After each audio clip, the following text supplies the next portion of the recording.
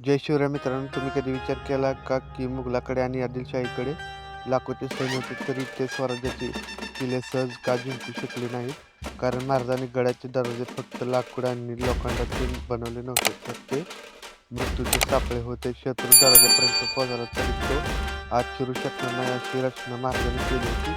आज आपण पाहणार आहोत शिवरायांच्या किल्ल्याचे अभियांत्रिक रहस्य. महाराजांचा प्रत्येक किल्ल्याचा दरवाजा हा गुमुखी असायचा. म्हणजे काय, जर तुम्ही दुरून पाहिलं तर तुम्हाला दरवाजा दिसणार नाही. दोन बुरुजाच्या मध्ये तो असा लपलेला असायचा की शत्रूने टोपा काढल्या तरी त्या बुरुजावर दरवाजाला लागणार नाही. शत्रूला दरवाजापर्यंत पोहोचण्यासाठी 90 अंशाचा कोनात वळावं लागायचं. यामुळे काय व्हायचं, शत्रू आपले हत्ती वेगाने दरवाजावर आदळू शकत नसे, कारण वळणावर हत्तीचा वेग कमी व्हायचा. ही होती महाराजांची पहिली सुरक्षा भिंत. समजा शत्रू दरवाजापर्यंत पोहोचला तर तिथे त्याचं स्वागत करायला असायचे आडावे लोखंडी खिळे.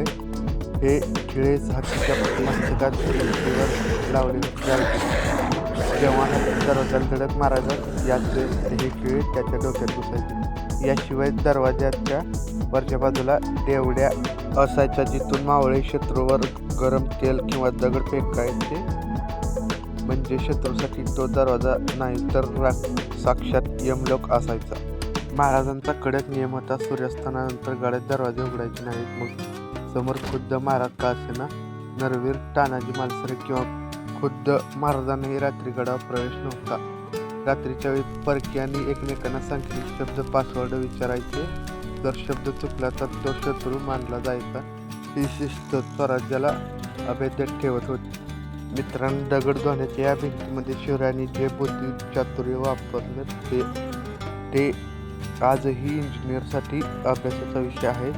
आज आपण गड किल्ल्यावर जातो पण हे बारकावे पाहत नाही. पुढच्या वेळी गडावर जाल तेव्हा हे गोमुखी प्रवेशद्वार नक्की पहा. तुम्हाला ही माहिती कशी वाटली कमेंटमध्ये सांगा आणि वेळ शिवरायांचं चॅनलला सबस्क्राईब करा. जय शिवराय.